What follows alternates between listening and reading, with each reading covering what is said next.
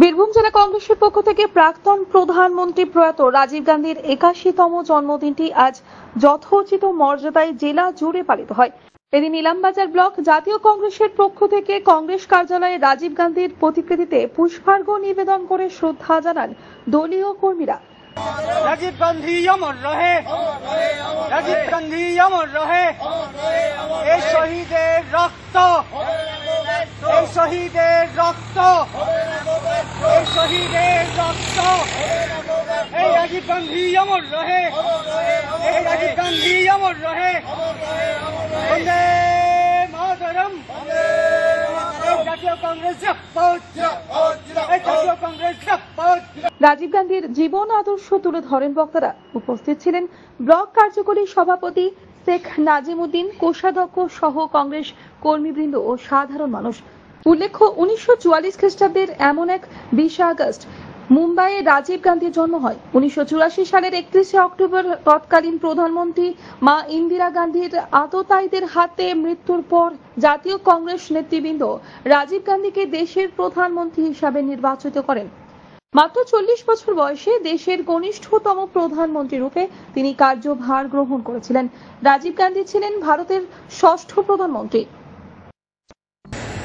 ভারতবর্ষের সব থেকে কনিষ্ঠ সপ্তম প্রধানমন্ত্রী শ্রী রাজীব গান্ধী ১৯৪৪ সালে ২০ আগস্ট জন্মগ্রহণ করেছিলেন এবং তিনার যে সহ দিবস হিসেবে আজ জাতীয় কংগ্রেস এই দিনটাকে পালন করে। আমরাও ইলামবাজার ব্লক কংগ্রেস কমিটি থেকে রাজীব গান্ধীর জন্মদিনের সঙ্গে সঙ্গে সহ দিবস হিসেবে আজকের দিনটি পালন করলাম।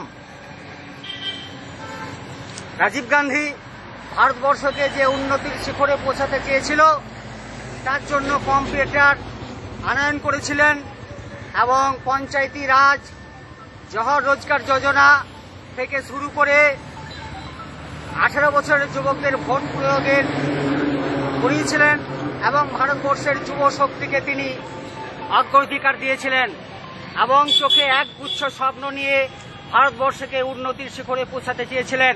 কিন্তু শ্রীলঙ্কার এলটিটি জঙ্গির দ্বারা কর্ণাটকের পরমপুদুর জনসভায় তাকে বোমা বিস্ফোরণ করে হত্যা করা হয়েছিল এবং শহীদ হয়েছিলেন।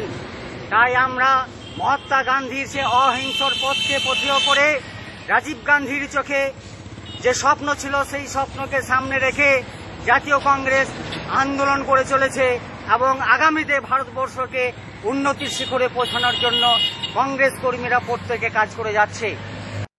প্রতিবারের মতো এবারেও প্রয়াত প্রধানমন্ত্রীর জন্মদিনটি যথোচিত শ্রদ্ধার সঙ্গে পালন করে বীরভূম জেলা জাতীয় কংগ্রেস।